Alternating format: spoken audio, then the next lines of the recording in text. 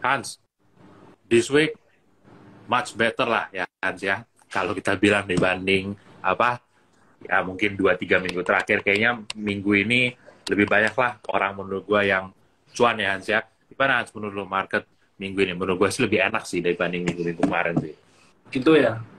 Kayaknya lu hari ini ya apa lebih cerah daripada minggu lalu juga sih, Bill.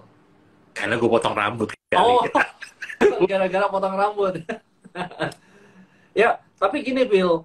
Jadi kalau mungkin teman-teman yang pernah ikut ya, pernah lihat sebelumnya, gue pernah mention kayak cycle 20 hari.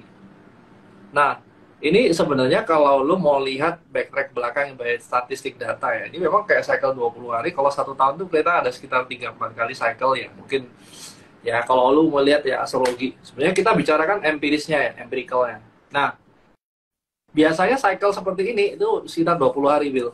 Nah, jadi kalau kita ngomong ya, kejadiannya kapan? Kejadiannya bisa round first Q sekali, tengah tahun sekali, sama akhir tahun sekali. Kebetulan kemarin kita dapatnya 4 kali tuh Bill. Yang terakhir itu di sekitar 20 tanggal 20 something sampai tanggal 20 besok. Nah, biasanya udah deket cycle 20 hari udah mau selesai itu market sebenarnya getting better. Ya. Nah, sekarang tinggal lu mau lihat apa nih yang masih belum mulai pick up ya, Bill ya. Atau semuanya apa peers-nya gitu. Nah, sebenarnya kalau kita ngomong market lagi fase-fase dari jelek ke bagus, ini sebenarnya paling enak untuk ditunggangin ya. Ya. Nah, sampai kapan? Kalau lu lihat ke belakang, biasanya tren itu mau tren jelek atau tren bagus, itu biasanya kejadian tuh maksimal sampai 3 bulan. Ya, Okay. Saya lu ngomong dari tahun 2008 ya, waktu market drop, itu kan 3 bulan dia recovery. USD IDR, waktu jelek banget, 3 bulan mulai recovery. Tren waktu 2020 waktu COVID itu 3 bulan dia recovery. Jadi kita kalau ngomong, ya worst case scenario, kalau semuanya memang jelek banget dan lu sadarnya mulai telat. Apalagi udah mulai bulan kedua nih lu sadar, sebenarnya 1 bulan lagi kalau lu bisa endure itu, mungkin marketnya akan recovery. Itu sih Bill ya. Oke. Nah, kalau lihat memang minggu ini naiknya lumayan merata ya Hans ya, gue perhatiin ya. Di blue chip lu dapet, ya kan? Di saham-saham kayak tech, ya Goto juga rally gitu ya. Ya meskipun tech lain belum terlalu naik ya. Di komoditi nih, yang orang favoritin juga kan naik ya Hans ya. Kalau kita banding kayak Menex, ya kan, terus Esa, kan, ya tapi memang masih ada sedikit mungkin hole-nya tuh, lubangnya tuh ya di sektor coal gitu, karena coal kan udah belum sempat terlalu recover ya. Nah, kalau dari pengaruh lu nih, tadi kan lu kalau lagi sekarang, apakah itu artinya kayak ya lu beli apa aja spread semua barang di semua sektor oke, atau tetap lu harus fokus ke strongest sector nih dalam posisi kayak sekarang? Jadi sebenarnya kita harus jujur juga nih.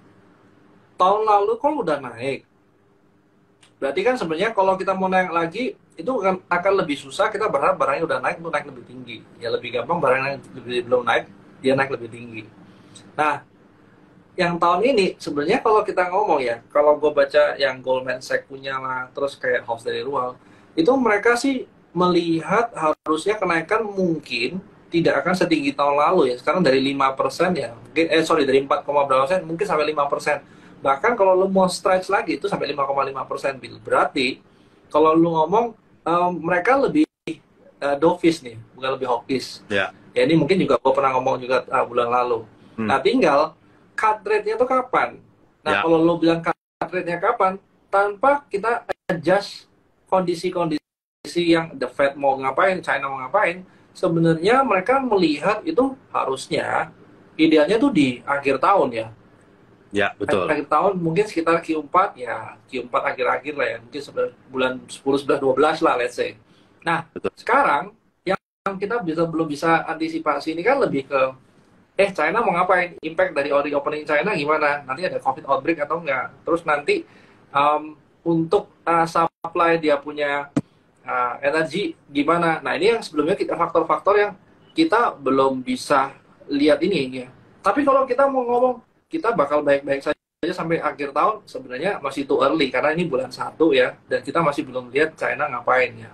Ya, Nah, itu sih kalau gua lihat. Nah, tinggal kalau coal ya gua rasa kalau dari high base gini kita cari yang kira-kira ada yang masih ada dari low base ya yang kemarin kalau gua rasa bumi yang gua sempat ngomong juga ya. Nah, kebetulan ya kalau lihat kemarin kan berapa hari ini yang bumi BRMS-nya mulai pick up ya Bill ya. ya Ternyata benar. pick-nya karena gold gitu ya. Nah, Hmm, kembali lagi nih kalau lu bilang gold kita ngomong data ya dari tahun 70-an something ya sampai 2018 itu sebenarnya gold itu mostly dia naik dari bulan Agustus sampai Januari Februari lah. ya, Nah, yang tahun lalu itu dia dari September dia mulai pick up. Ya ini kalau kita ngomong mirroring ke tahun-tahun sebelumnya ya dari data yang berapa berapa puluh tahun itu berarti untuk kenaikannya sampai Februari kira-kira masih masuk akal apa enggak ya? Berarti kalau kita takut dengan kenaikannya sampai Februari bakal bakal bakal udah di resisten atau udah tinggi, ya Will. Jadi tunggu dulu, hang on man, kita jangan terlalu agresif gitu. ya, ya, ya, ya. Ya, sebenarnya ini kita udah bilang dari sejak lama ya teman-teman juga ya. Mungkin kalau teman-teman yang ngikutin, mungkin saya, Jogi, Hans gitu ya. Kita udah sering lah ngobrol. Kalau call itu kan kita selalu bilang istilahnya itu kan Hans, ibaratnya ayam, dagingnya tuh udah banyak makan kemarin. Jadi kalaupun masih mau naik, itu tinggal sisa-sisa lah. Ya sisa buntut lah, kepala lah, udah nggak banyak gitu kan.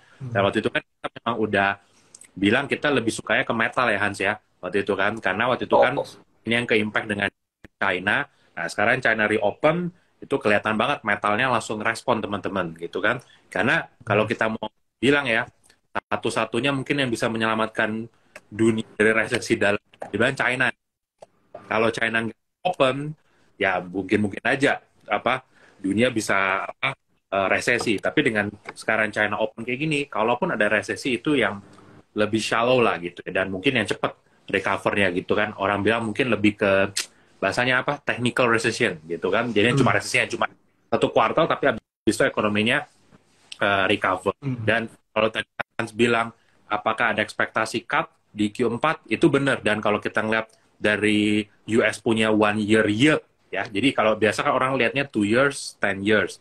Nah ini kalau kita lihat 1 year yield, ini so far nih live gue cek di 4,72 ya. Nah kan kita tahu teman-teman Februari ini tanggal 1 ya, orang kan expect Fed bakal naikin lagi kan Hans 25 lagi kan, jadi 475 berarti kan, berarti kalau yield-nya sekarang 472, berarti kan market sudah tahu ini the Fed sudah nggak bakal make any movement lagi nih harusnya habis ini kan. Lo naikin 475, 1 year yield dari sekarang 472, berarti kan justru turun tuh 0,03 kan. Nah, jadi kita sudah mulai mengantisipasi the Fed ini kayaknya udah nearing the end of hiking cycle-nya gitu. Dan kalau kita pelajarin dulu kan, setiap the Fed itu selesai naikin suku bunga, biasa kan justru habis itu marketnya take off ya Hans ya. Kalau kita belajar 2006 gitu kan, di ya kalau kita ingat juga dulu 2019 ketika Powell balik badan Desember 2018, tiba-tiba dia balik badan, marketnya juga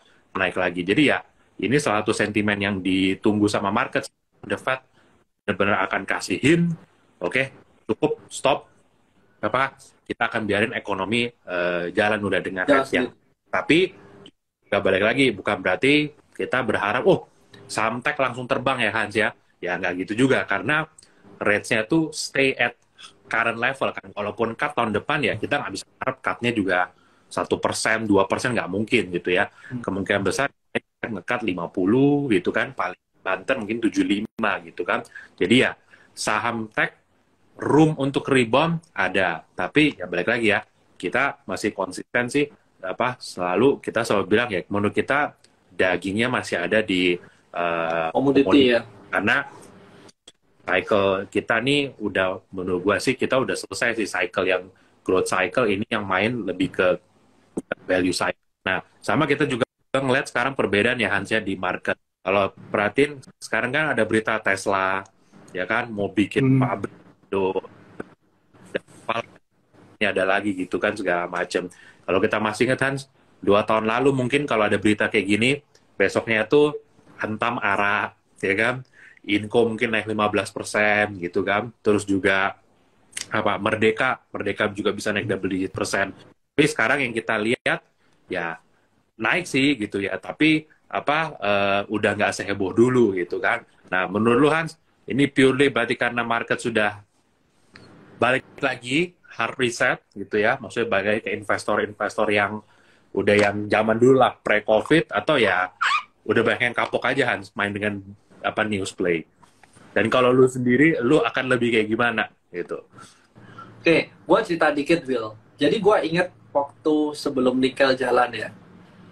Sebelum orang bicara Antam, nikel, EV, batis segala macam. Itu tahun 2017-2018 ya. Itu kita ada dengar isi Tesla itu mau ngambil nikel untuk di Morowali atau di mana ya. Tapi waktu itu kita nggak ada news apa-apa ya. Mungkin apalagi distribusi news itu nggak segampang sekarang ya. Tapi waktu itu, Bill, nggak ada yang percaya, Bill. Even sebenarnya yang kejadian di lapangan itu waktu itu gue sempet cari yang punya nikel karena memang ada pembeli dari luar. Nah, that time gue minta contoh sampel nikelnya doang sampai terakhir nggak pernah dikirimin. Nah, nah ini mungkin kalau kita ngomong ya dari dulu sampai sekarang itu namanya kejelasan informasi makin lama makin orang-orang makin lebih gampang akses ya, Bill ya. Nah, kalau dulu kita lebih gampang, lebih reaktif ya untuk sama hal-hal oke dan news kita masuk ya. Nah, kalau sekarang sebenarnya investor yang dari tahun 2020 kemarin ya itu dipaksa untuk belajar atau lebih melek ya soal fundamental, soal technical.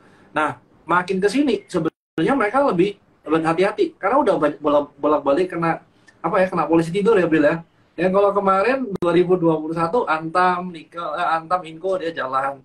Kalau kemarin Tech jalan. Nah, yang hari ini yang stay, yang masih lihat di sini tuh biasanya orang-orang yang masih survive di market ya, yang udah nggak survive, udah mungkin tereliminasi, udah nggak trading lagi, udah nyangkut.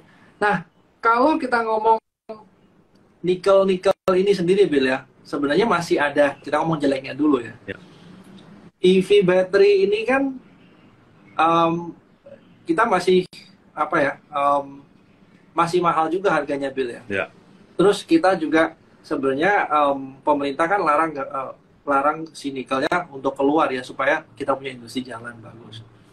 Tapi mungkin beberapa orang yang masih view-nya loh, baterai ini kan masa pakainya mungkin setelah 7 tahun, 8 tahun, what next? Lu mau recycle gimana? Lu mau buang kemana? Mau diapain? Ya, terus juga ada orang yang merasa, loh, nikel ini kalau seumpamanya cost-nya dari sepeda motor aja sekitar 60-70%, dan what happen kalau lu leasing, abis itu lu mau jual, terus lu gimana mau appraisal harganya? Ini masih orang-orang belum ke solve ya. Tapi dengan ada banyaknya pertanyaan, loh kalau ini gimana, orang-orang jadi lebih hati-hati nih, Bill. Nah, itu jeleknya. Tapi kalau kita ngomong dari bagusnya, sebenarnya kalau lu lihat ya kemarin ada si pemerintah bilang hampir seluruh, si Pak Luhut ya, hampir seluruh ini ya, produsen mobil masuk ya. Nah, kalau lu lihat ke belakang, ingat waktu Foxconn itu mau buat pabrik besar ya, pabrik besar di Indonesia, tapi kemarin kan dulunya ceritanya batal gara-gara si Foxconn-nya gue lupa ya, dia bilang nggak punya akses gampang ke bandara. Itu salah satu syaratnya Foxconn, gue ingat ya. Tapi sebenarnya Foxconn-nya sendiri itu orang-orang jarang tahu loh, Bill, kalau dia itu memang mau garap industri EV. Selama ini kita cuma dengar berapa nih? Tesla, Toyota, Hyundai, dan lain-lain kan. Even Foxconn sendiri itu mau terjun ke EV. Nah, mungkin lu pernah dengar juga. Tapi masalahnya Foxconn ini punya resource berapa banyak. Terus si Tesla punya berapa banyak, Toyota berapa banyak. Nah, kalau lu lihat dari total investmentnya mereka ya, Foxconn itu ada 8 triliun USD, 8 triliun Bill. Nah, itu sebenarnya jumlahnya jauh lebih nggak signifikan, jauh lebih gede daripada yang si Tesla, Toyota invest ke Indonesia, dan 8 triliun US dollar itu cuma initial investment sih, Bill. Jadi kalau lu ngomong orang-orang pada mupeng ke sini, sebenarnya it's a sign kalau industri ini bakal jalan. Tapi apakah mereka yang industri mobil ini bisa secure dia punya sumber daya sumber daya nikel apa enggak. Iya. Nah, ini lu lihat lagi nih Bill, kalau yang teman-teman yang tahu CATL itu ya, mereka tuh secure kemana-mana, mereka beli-beliin sahamnya ya Bill ya, untuk secure mereka punya resource ya, karena dia salah satu produsen battery paling gede dari China ya. Mungkin lawannya sekarang paling besar ya Singhan itu ya Bill.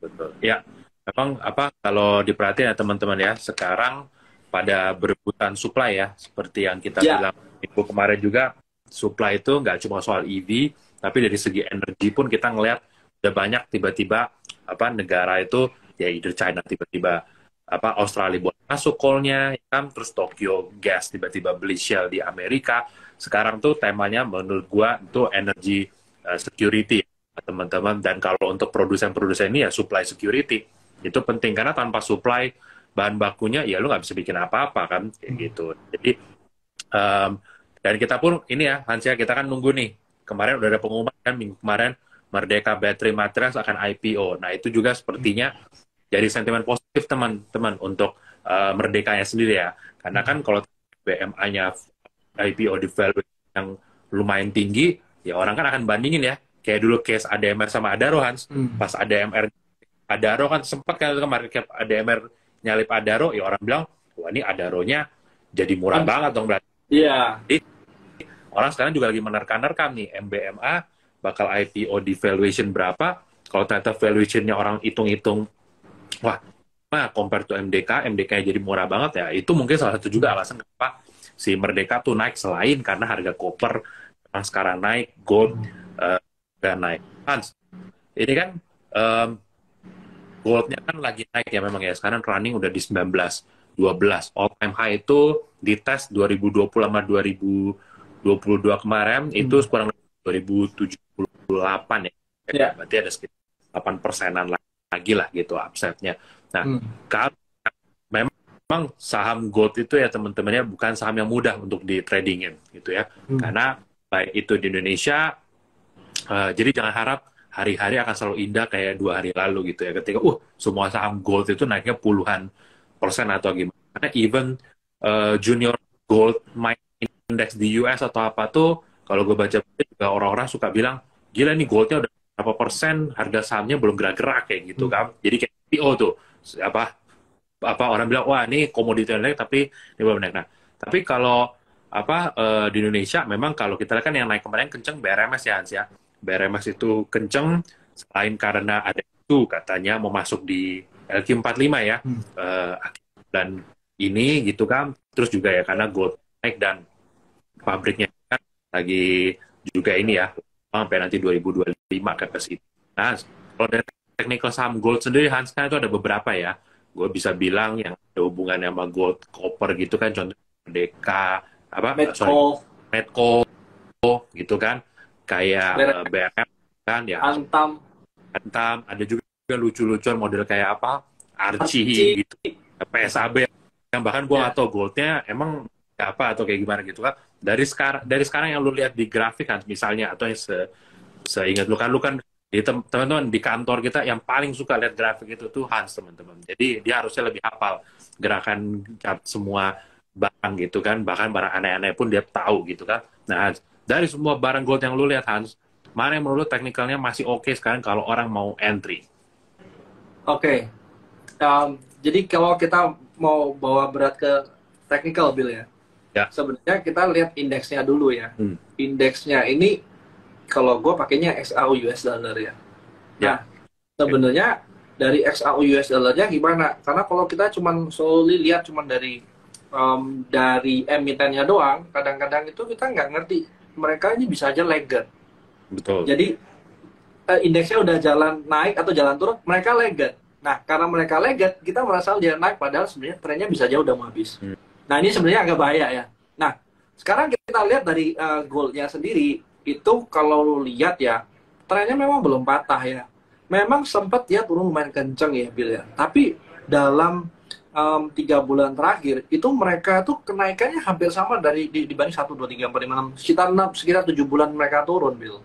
Artinya kalau lu lihat benar-benar ini kan recovery, yang namanya kita kalau berharap turun ya, kita nggak mau waktu ada pullback itu cepat Bill ya. Nah, in this case, gold itu pullback-nya maksudnya pullback ke atas ya, itu cepat Bill. Sebenarnya nggak favorable buat orang yang mau nge-short gold. Nah, Oke. tapi asalnya gini nih, gold itu sampai level berapa yang kita bilang level ketinggian sebenarnya. Kalau orang yang takut ketinggian, dan mungkin mereka akan slowing down dulu bro. Nanti kalau turun lagi gold harus masuk. Nah, harga-harga sekarang ya sebenarnya 1978 sampai berapa nih? Sampai 2077 itu pernah kejadian di tahun 2000 tahun 2000 berapa nih? 2020 ya. Ya. Nah, itu mungkin level-level yang dimana orang mungkin takut ya Bill ya. Nah, in this case 1910 harga sekarang sampai 1978 berarti masih ada berapa ratus pips ya Bill ya. Nah, sekarang kalau kita ngomong dekat-dekat resisten, kadang-kadang tuh orang reluctant untuk ini bakal jebol resisten nih. Kadang-kadang orang reluctant untuk hold lebih panjang, jadi mereka mungkin akan buang. Nah, balik lagi, kalau dari yang tadi statistik yang gue bilang, Bill dari tahun 76 sampai tahun 2018 itu yang gue pernah lihat datanya, itu gold itu sampai Januari Februari itu lumayan bisa pick up ya Bill ya. Tapi mulai sampai bulan-bulan Januari Februari mereka mungkin agak slowing down. Nah, tinggal kita kalau mau itu kita harus punya dua skenario nih. Satu, kalau kita masih benar naik, dia apa yang kita harapkan dari ceritanya. Kalau turun, kalau udah mulai tinggi, mungkin gue stop dulu deh. Gue mau tunggu lagi sampai dia pullback. Saya kalau itu jalan sampai bulan Februari, Bill ya. Dan kalau kita lihat backtrack lagi datanya, sampai Agustus itu biasanya dia harus pick up. Nah, kalau kita lihat paling jeleknya sampai Agustus dia turun, nah kita harus ready nggak kalau kita mau panjang. Nah, itu dulu untuk indeks. Nah, sekarang kalau kita mau lihat dari emitennya, sebenarnya kayak BRMS itu juga gue masih suka ya Bill ya. Kenapa? Fundamental wise dia sebenarnya ada bangun pabrik ya, harusnya dari pabrik itu akan pasti dia punya bottom line sebenarnya cukup gede ya. Kalau tadi lu bilang kayak Archie lucu-lucuan ya memang sahamnya sih agak lucu ya Bill ya. Tapi kayaknya kapasitas produksinya Archie jauh lebih besar daripada BRMS. Sama BRMS itu yang paling kecil. Ya. Kenapa kita bilang besar? Karena dia dari kecil ke besar. Ya, jadi lebih gampang. Mungkin kita ngomongnya bisa dari low base ya, Bill ya. Nah, yang paling besar, Freeport yang paling besar. Terus ada Aman Mineral juga besar ya. Nah, tinggal apa nih? Kalau kita memang suka yang dari low base banget ya, sebenarnya cari yang saham alpha itu mungkin yang medium to small cap ya di BRMS ya Bill ya. Ya. Oke. Nah, sama Hans. Tapi teman-teman ya, bukan berarti kalau kita bullish di emas kita beli emas gitu ya. Karena itu dua hal yang berbeda teman-teman. Karena kalau teman-teman beli emas di Indonesia itu hal yang harus dikuasain. Jadi jangan cuma ngelihat emasnya naik nih dari 2019 ke 2000 berarti gue naik 5% kayak gitu kan. Karena lawan kurs juga ya teman-teman ya gitu. Karena kalau gue perhatiin gold itu biasa ya teman-teman ya, itu akan hidup dan berkembang ya ibaratnya di dalam kondisi USD-nya lagi weak gitu. Kalau USD-nya tuh lagi strong, itu hampir pasti biasa gold tuh akan ketekan. Atau kalau real rates tuh ngelebar gitu. Karena berarti buat orang lebih baik mereka saving di something yang lebih fix gitu. Bond atau kayak gimana gitu kan dalam kondisi gitu. Jadi gold tuh bisa hidup di dalam dua kondisi seperti itu teman-teman. Nah, tadi pagi gue ada grafik yang lumayan menarik gitu. Jadi di track back dari tahun 2000 awal ya atau sampai sekarang gitu ya. Jadi sekitar 20 tahunan dilihat setiap the Fed itu nyetop kenaikan suku bunga, memang nggak lama habis itu goldnya tuh akan explode ke atas. Jadi memang kalau gue perhatiin nih sekarang jangan-jangan goldnya sekarang lagi antisipasi nih yang tadi kita bahas di awal ya teman-teman ya, sekali lagi naikin jadi 475, tapi nanti at the same time 1 year yield udah tinggal 472, berarti orang expecting kali ini the Fed bakal bener-bener nginjak remnya gitu. Nah kalau the Fed kasih rem, nah itu goldnya kayaknya bisa naik. Dan kita kan udah merasakan ya teman-teman ya, rupiah tuh menguatnya tuh gila loh, berapa hari ini itu kan dari 15.600 itu sampai tinggal berapa? Kemarin bahkan sempat di bawah 15.000 ya, gue lihat ya, 14.000-an atau berapa. Jadi emang dari situ kelihatan ya teman-teman ya arah-arahnya tuh seperti apa. Nah, mungkin dari screener lu Hans, ada yang interesting nggak? Wah, ada MY juga nih di sini gitu kan. Nah, lu ada yang interesting nggak dari yang lu hasil screening lu hari ini yang mungkin menarik buat orang-orang pantau buat besok? Apa ya? Lu mau yang serius atau mau yang gimana nih, Bill? Kalau yang tadi kita bicarakan, ya masih bisa dilihat ya. Kalau gua mau yang saham rada serius, gua masih lihat BRMS itu masih ada chance ya, Bill ya. Ya, Somehow BRMS kalau dia ada pullback, let's say sampai 168, I think itu good time untuk masuk. Karena apa? Goalnya juga pada mulai pelan ya, Bill ya. Nah, nanti kalau semuanya kita masuk untuk initial position ya, kalau masih belum punya, gue rasa sih masih masih boleh ya. Kenapa? Kita pegang tadi valuasinya dia sampai 2025 aja. Kita lihat kalau semuanya kapasitas produksinya sampai 80.000 kilo ounce ya, 1 tahun. Dan asumsi dia punya spend untuk operation ini sama, harusnya valuasinya bisa naik. Nah, harganya kurang lebih 2 kali sampai 3 kali lipat ya. Let's say 2 kali lipat ya, sorry, ini salah, dia 2 kali lipat, Bill.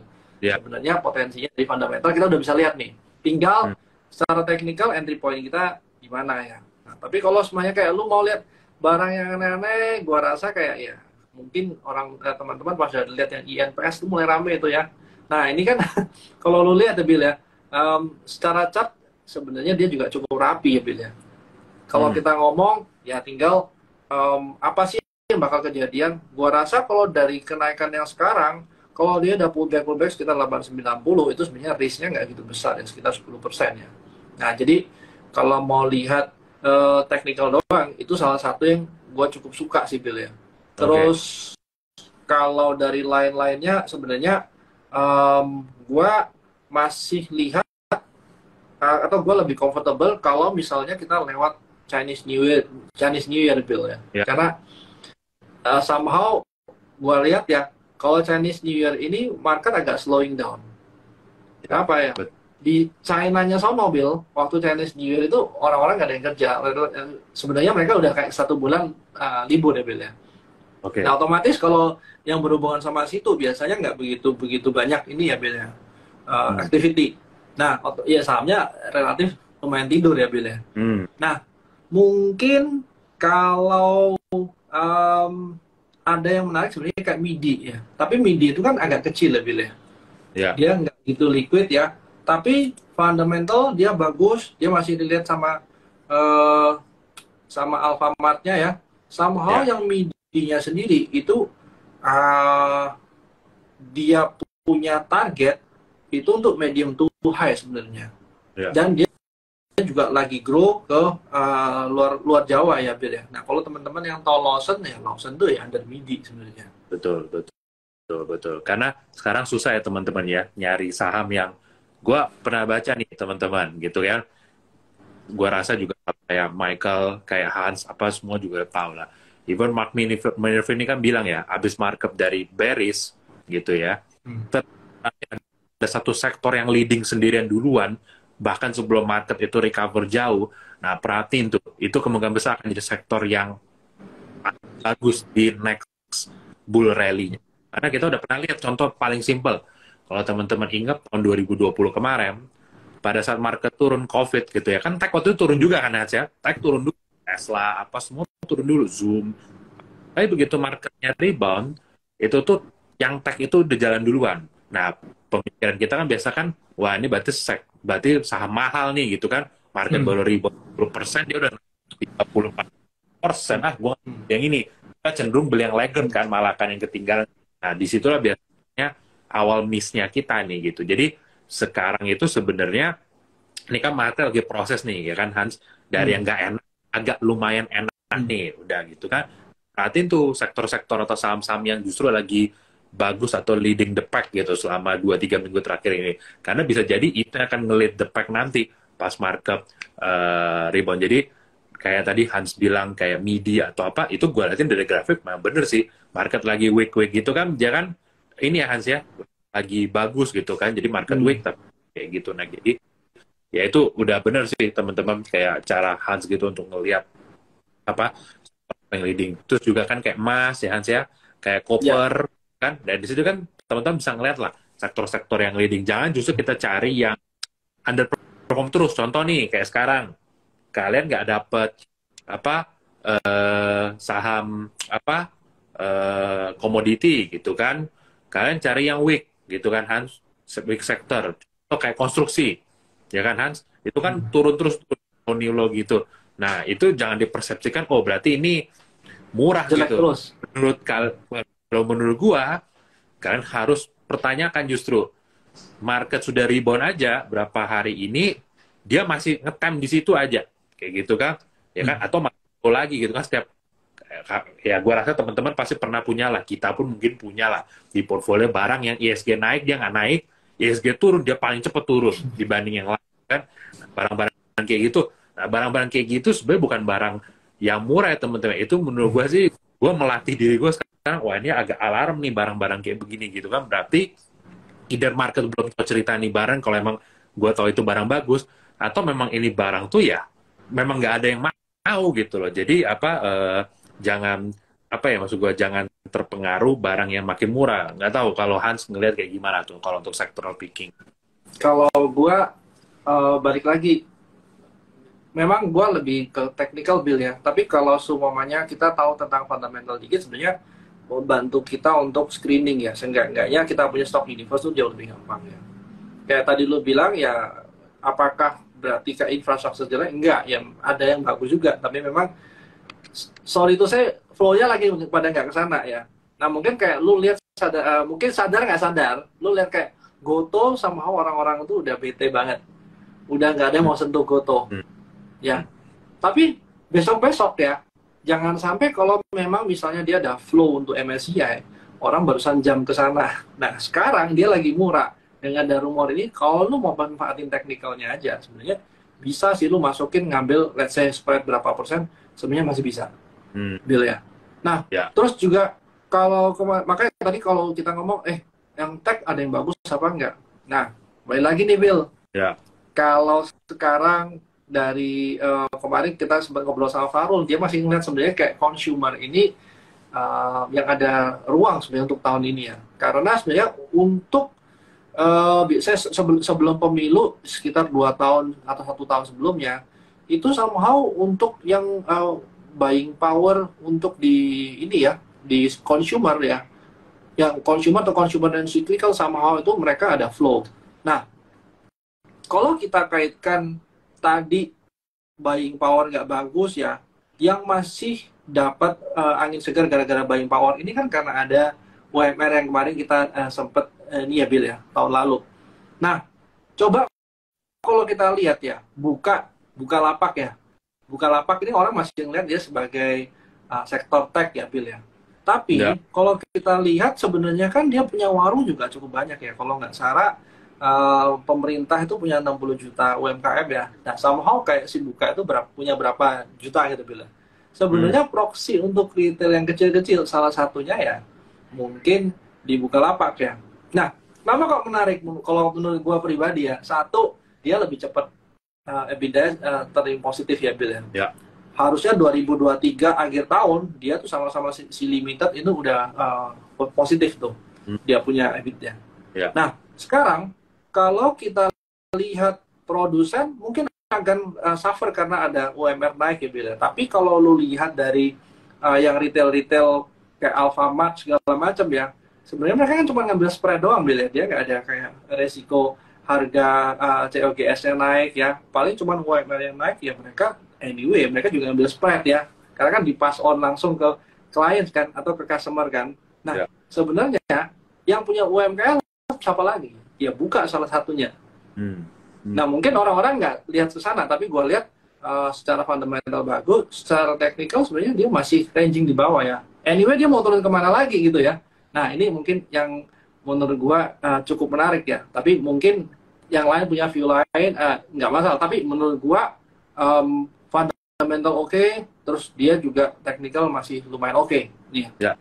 Terus juga apalagi nih, mungkin kalau kayak dengan ada buying power yang meningkat ini sebenarnya orang-orang kalau yang suffer itu medium high punya kelas ya, sebenarnya medium to low itu biasanya punya duit lebih banyak ya.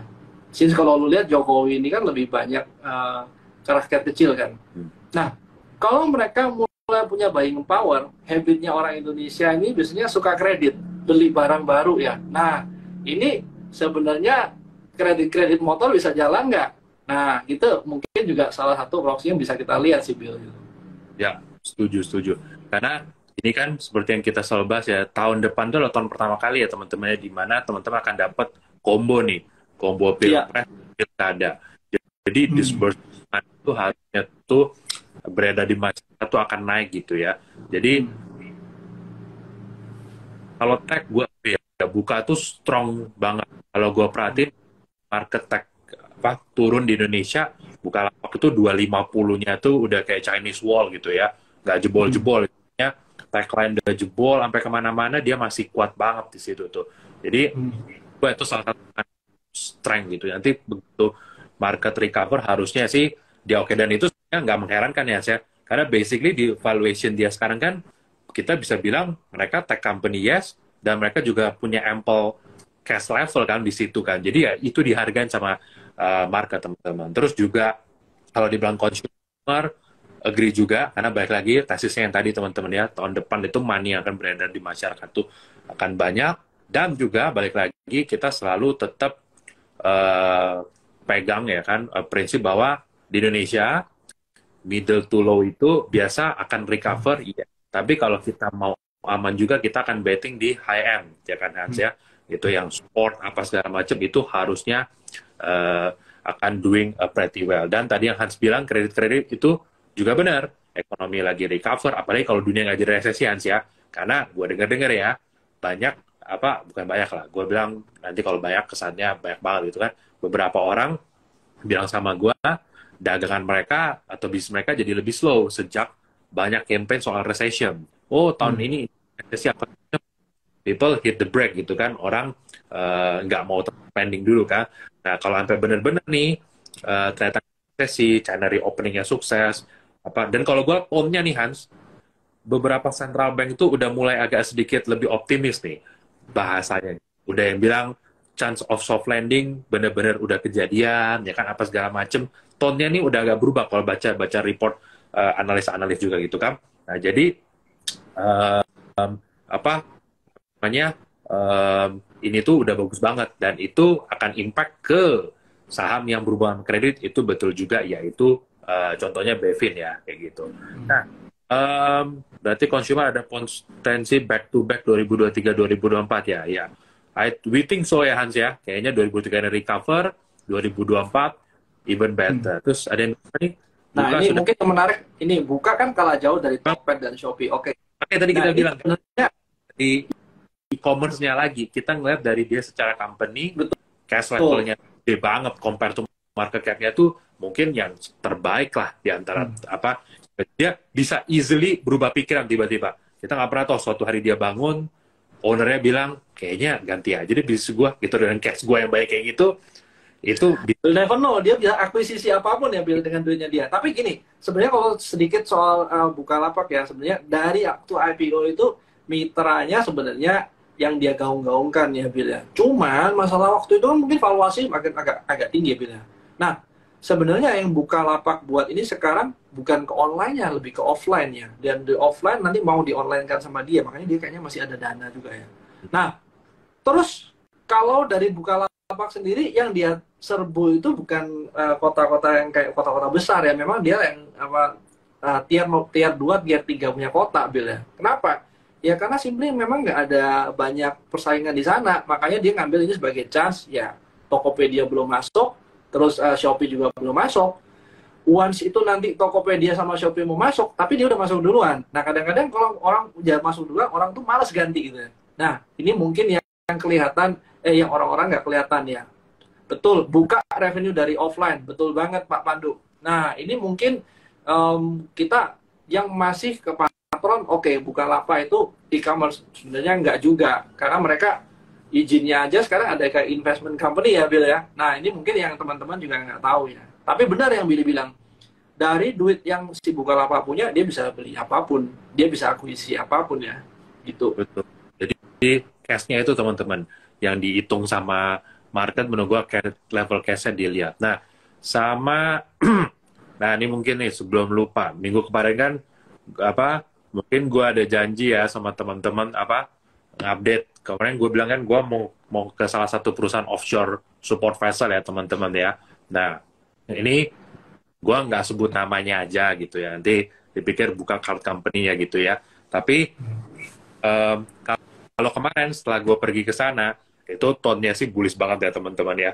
2 bulan lalu rates-nya tuh cuma berapa, sekarang rates-nya tuh udah, bahkan ada yang berani nyewa $13.000 per hari gitu. Kalau Go tuh sekitar 9 ribuan gitu. Dan kapal-kapal itu yang di Asia ini udah pada mulai fully utilize semua, bahkan ditarik ke Middle East semua gitu. Jadi harusnya sih offshore support vessel itu harusnya oke ya, outlook-nya tahun ini. Kalau gue baca forecast-nya, rata-rata forecast tahun ini rate-nya bisa naik ke 17.000 sampai 18.000 teman-teman. Terus ditambah juga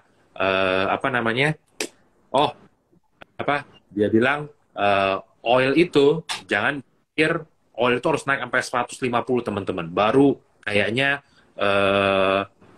investasi dunia oil itu naik. Perlu justru kalau oil naik terlalu cepat dan tinggi teman-teman, itu akan memancing respon dari pemerintah gitu kan. Pemerintah manapun nggak ada yang mau lihat oil dengan cepat dari 70 langsung lari ke 150. Contoh aja kayak kemarin oil naik kenceng, didn't ngelakuin apa, rilis SPR, dirilis kayak gitu kan. Jadi justru oil itu ketika 80 sampai 100 stabil atau paling mentok 100 sampai 120 situ aja, itu katanya justru itu yang akan bikin investment banyak di dunia oil gitu. Jadi dengan banyaknya investment di dunia oil nanti harusnya kita akan lihat rates-nya ini akan naik ya tahun ini ya. Dan kalau kita tanya-tanya pun dalam 2-3 tahun ke depan harusnya nggak akan ada supply baru di dunia offshorean ini. Dan bahkan ada salah satu offshore gede nih, gue lupa di Eropa, di negara mana, namanya Front ya gitu ya. Itu baru aja kayak lagi collapse, 40 offshore support vessel-nya sekarang lagi dijual-jualin kayak gitu. Jadi supply bisa dibilang terbatas, dan even the biggest player in the world, Tidewater, bilang mereka nggak akan build vessel sampai kalau mereka hitung tarif bisa 38.000 baru. Wah, kalau tarif 38.000 sih, harga saham OSV di Indonesia, ya ikut aja lah, nggak usah sampai 30. Wah, itu sih multi-bagger teman-teman, bisa naik berapa kali lipat. Ya intinya, kalau di saham, kalau kita ngomong fundamental ya teman-teman ya mungkin kita lihat dari big picture-nya dulu. Karena saham itu kadang-kadang ya unik ya, pada saat ceritanya udah ada, orang-orang belum suka nih. Tapi nanti begitu udah terbang kemana-mana, ya kayak Hans bilang tadi, baru begitu rame di market, barulah semua pada rebutan gitu ya. Gitu sih. Bill, jadi menurut lu oil harga berapa yang nggak harus paling tinggi, nggak perlu harus buat break high-nya, tapi harga berapa stable yang mereka merasa kayak ini just nice dan mereka sebenarnya masih ada profit, Bill? Ya, 80 sampai 100 katanya justru itu level yang paling memancing, Hans. Memancing investment banyak masuk. Karena kenapa? Lu di level segini tidak akan memancing government untuk intervensi, tapi lu juga promote stability gitu kan. Dan ini sebenarnya message yang sama nih.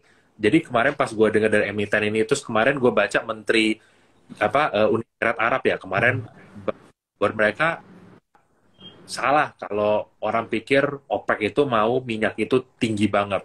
Yang kita mau cari adalah reduce volatility gitu loh. Jadi OPEC pun nggak mau oil 150 tahun ini, terus dihajar pemerintah turun lagi ke 80, 100, terus naik lagi.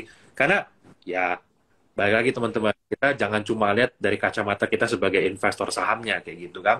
Kalau dari kacamata sebagai investor saham, wah kita pikir kayak 3 bulan lagi oil 150, wah ini bakal banyak yang invest di oil. Coba posisi ini teman sebagai, ya saya gua Mas nih, kita calon investor di sektor realnya oil nih, kita bakal di laut Hans. Dulu begitu harga minyak 80, 3 bulan lagi 150, terus 3 bulan lagi jadi 100, kita mau invest nggak bikin rig di laut? Malah kita takut kan Hans, karena kita pikir gue nggak tahu nih pendapatan gue berapa, berarti gitu kan. 3 bulan kadang gue makan, 3 bulan gue kelaparan nih ibaratnya kalau kayak begitu kan. Nah jadi justru yang dicari itu stability teman-teman sama apa mereka. Jadi ya buat dari company-company offshore ini pun berharap volatility oilnya akan berkurang, stabil aja. Makanya kalau teman-teman ingat, harga saham semua OSV itu puncaknya di 2013-2014. 2014. 2013-2014 itu, coba perhatiin, oil tahun itu tuh harganya anteng selama 3 tahun itu tuh. Udah 80, 100, sudah muter-muter di situ ya. Ya justru di situ banyak eh, investment itu. Jadi ya bener yang kayak dibilang US nggak mau oil price naik karena untung-untungnya itu betul. Makanya kita bilang kalau di 80 sampai 100 saja itu udah very comfortable for every producer buat plus kita nggak perlu lagi sama Shell dari Amerika itu karena kalau kemarin gue ngobrol dulu 2014 kan orang takut Shell di US makanya langsung drop kan oil kan waktu itu kan. Nah tapi sekarang Shell itu udah mulai picking productionnya gitu kan, maksudnya growth rate-nya ya gue bilang ya. Dan bahkan yang pionir yang paling gede salah satu shale producer di US juga bilang apa ehm, ini mah tahun 2030 nanti production kita udah nggak bisa 8 juta lagi, turun jadi 7 juta saham. Jadi dia punya trend gitu ada ya, makanya kita tinggal tunggu aja harga oil stabil gitu kan. Ditambah ya hopefully ya kalau kita di Indonesia ya UU migasnya tuh benar-benar sah nanti Juni 2023 after 14 years, 14 tahun loh teman-teman, itu pending jadi ya hopefully itu akan apa ngeboost investment. Dan kalau tadi bilang oil naik berarti inflasi naik lagi dong. Yes, makanya kalau Bisa kita baca memicu. ya beberapa report ya ada yang bilang juga bagi yang berharap bakal cut rate ya kan, be careful of what you wish. Karena kenapa? Sekarang dengan China reopening, betul, potensi resesi global jadi berkurang. Tapi at the same time, ketika China reopening, berarti kan harga komoditi akan naik. Harga komoditi naik, ya sudah pasti impact-nya ada ke inflation kan gitu kan. Jadi memang kita harus bersiap kalau nanti 2024 ada inflasinya pick up lagi gitu. Karena kan sekarang gantian nih, kalau sekarang tahun ini inflasi turun karena kan oil dari high base tuh. Contoh tahun kemarin oil 20. Nanti berarti tahun depan hitungannya oil dari 80 ke 100 kan, naik 20% kan. Ya, it's something yang bisa mencegah the Fed untuk cut rate tahun depan tuh kalau harga komoditinya tuh naik kayak gitu. Anyway, tapi bottom line-nya itu sih teman-teman kalau yang mau gue sampaikan ke teman-teman dari pemain-pemain OSP pada bilang oil yang penting 80 sampai 100 saja and then we live a good life and now we enjoy a high charter rates kata mereka kayak begitu. Bill, berarti kalau gitu sebenarnya mereka incar kan volumenya ya, Bill ya. Harganya stabil, yang penting dia punya volume yang bisa bisa besar gitu, Bill. Iya, kalau oil producernya ya Hans ya, kalau oil producer ya yang penting volume. Tapi kalau buat pemain offshore, supply nggak ada, semua orang mau invest, naik kan berarti kan rates-nya kan. Karena Tapi kan gimana? tapi kan kalau volumenya besar otomatis mereka punya revenue juga harusnya besar dong, Bill. Betul. Buat Karena buat OSV. ini, karena mereka kan tugasnya itu kan kayak kapal itu kan lebih ke towing Hans, ngejaga rig. Mungkin kalau teman-teman pernah lihat film yang Deep Water itu tuh teman-teman yang meledak ke atas itu yang Oh, main gue Matt Damon apa siapa gue lupa. Nah, yang diurus sama OSV itu yang kayak gitu-gitu teman rig. Jadi rig bisa dibawa sepanjang laut gitu kan dia ngejaga supaya rignya stabil apa segala macem. Jadi bahkan kemarin gue tanya nih Hans, pertanyaan yang menurut gue sangat pengen tanya, akhirnya kemarin gue tanyain. Gue bilang, sorry nih, gue mau tanya. Kalau misalnya amit-amit, rate FP naik 2 kali lipat, ya kan? Contoh yang dari 13.000 sekarang, ya kan? Satu bulan, jadi 26.000, gue bilang. Ya, naik double tuh. Which is, lu sih pasti laba bersih lu naiknya parah banget gitu kan. gila-gila. Maksud gue, akankah ada respon dari si oil company? Ah, lu gila lu. Ngecas biasa 13.000, sekarang 26.000. Lu jawab, eh ya gimana supply ada gitu kan, akankah orang akan nggak jadi deh gua nggak mau kayak gitu kan. Dijawab sama mereka kan nggak masalah karena apa, buat pemain oil ongkos OSV itu compare ke rig itu kecil banget katanya.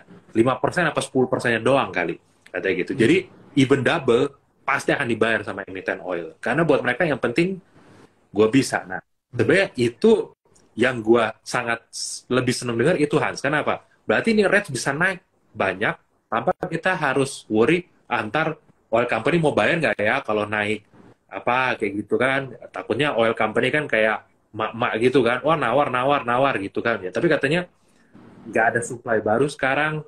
Terus harga rig itu segitu, ya kita cuma 5-10%-nya lah cost-nya katanya. Nggak Easy. masalah mau naik gitu. Iya. Menurut gue itu yang teman-teman. Karena berarti apa? Nanti pricing power ada di OSV company, bukan di oil company-nya gitu. Kan repot Iya. teman-teman. Kalau mau naik dikit, bayarnya langsung kabur atau apa, ya nggak bisa naik kalau kayak begitu kan. Gitu. Iya. Tadi gua pikir lu mau tanya Matt Damon ada syuting di sana nggak gitu. Oh, nggak ada. Oh, Eh, benar ya memang Mabel. Benar teman-teman. Ini anyway, kan itu Bill. Tadi kan ada yang ngomong soal kayak di Amerika. shipping. Nah, gimana? Hans? Soal shipping sebenarnya soal shipping gimana ya? Kalau kita ngomong shipping ini sebenarnya harganya udah mulai normalize ya teman-teman ya.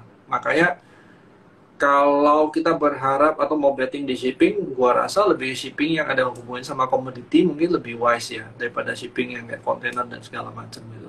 Gua sih jujur ngomong, buat gua kontainer itu mainan tahun lalu sih, Iya, Hans. Itu masuk mainan tahun lalu dalam artian dagingnya tuh udah gede di belakang kemarin. Jadi kalau kita ngarep sekarang tarif kontainer bakal naik gede lagi, kita harus ngarepin satu, itu bisa dibilang ada kayak kemarin tuh kapal nyangkut tuh Hans, yang di iya, Suez iya. itu kan, yang nyangkut berapa lama. Satu, kita harus ngarep kayak begitu lagi.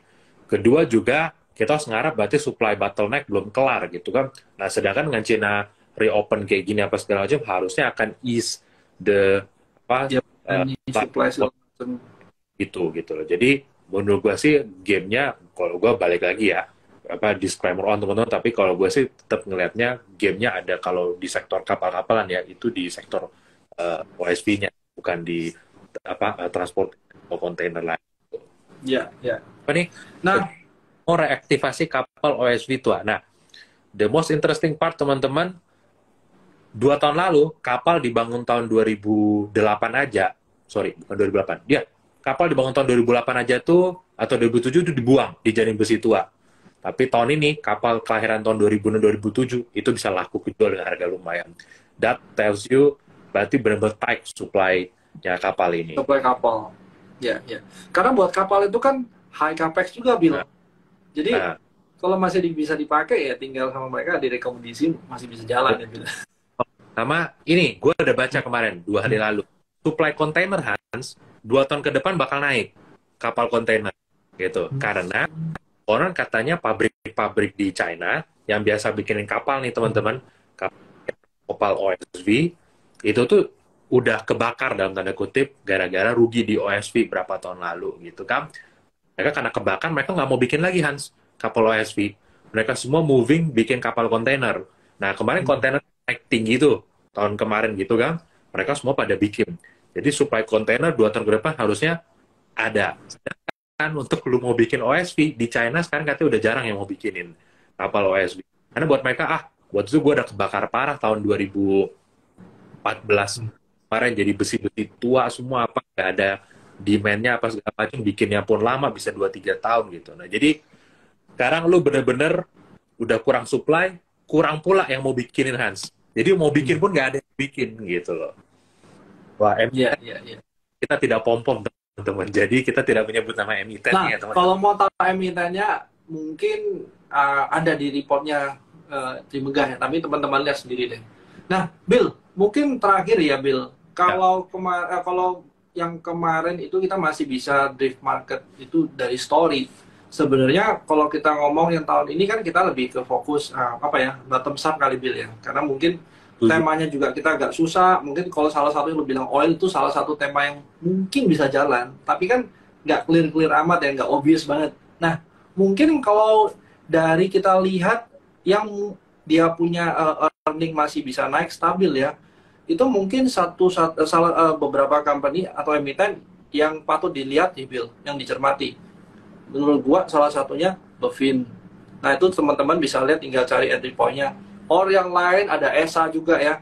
Dia punya earning juga cukup stabil. Nah hal-hal seperti ini itu jauh lebih aman atau lebih nyaman buat kita untuk masuk. Seenggak-enggaknya kalau dia turun ya secara share price, seenggak-enggaknya fundamentalnya masih doing fine gitu sih. Betul. Nah Karena teman-teman ya. benar-benar. Karena kita harus belajar ya Hans ya. Selama 1-2 tahun terakhir ini kita kan sudah melihat ya teman-teman, atau teman-teman mungkin juga ngalamin di portfolio saham punya cerita bagus, tapi kalau nggak ada earning show up, begitu turun, wah itu sih turun. Sedangkan yang punya earnings, at least masih ada yang nahan gitu. Jadi nggak gede-gede banget turunnya.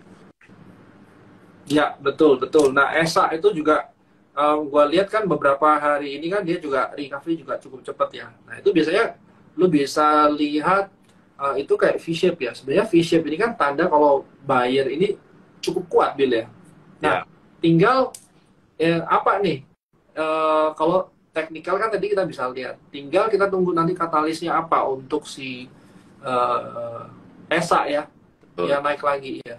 Nah, ini mungkin Fundamental, sama-sama kita lihat. ya. Nanti fundamental ditunggu aja ya teman-teman ESA. ESA sih menurut gua tahun depan kan akhir 2024 ekspektasi harusnya udah mulai selesai pabrik blue amonianya. Tapi yang paling kita tunggu untuk menuju ke blue ammonia itu kan mereka sekarang lagi itu kan feasibility study gitu kan. Feasibility study mereka udah sign. Kalau gue baca kemarin kalau nggak salah mereka pakai hasil emisi gas rumah kacanya tuh yang November sama Desember kemarin, dan hasilnya kayaknya bakal keluar nanti sekitar pertengahan tahun 2023. Kalau oke, nah harusnya blue ammonia itu tinggal di-convert aja. Karena teman-teman nggak perlu mikir terlalu ribet ya. Blue ammonia itu basically amonia yang sekarang, itu tinggal nanti karbon dioksidanya aja di simpan lah itu blue ammonia. Jadi ini bukan proses yang terlalu ribet ya. Kalau gue ngobrol sama ESA katanya masuk indeks. Yes. Kalau orang-orang bilang sih bakal masuk LQ45, tapi kita tunggu aja teman-teman. Sekitar tanggal 25 jalan pengumumannya. Ya, ya, ya. Satu lagi terakhir ya, mungkin bisa jalan. Coba dilihat Mulia, Bill. Hmm, Fundamental oke, pergerakan ranging. Nah, sebenarnya ranging ini menurut gua paling enak, Bill. Kalau lu bisa dapat satu saham ranging selama 10 tahun, dan berarti sebenarnya lu bisa secure lu punya pendapatan selama 10 tahun, Bill. Kalau lu udah tahu atas bawah di mana. Mulia, iya, iya, iya. Ini Mulia tahun kemarin emang oke, oke, oke. Ya, Mulia termasuk yang stabil juga sih ya. Hari ini juga naik di atas MA 200 lagi nih gue lihat nih. Benar-benar. Ya. Oke, oke. Oke. Kalau Sip. gitu anyway, Oke. thank you, Bill. Sip. Thank you teman-teman. Thank you.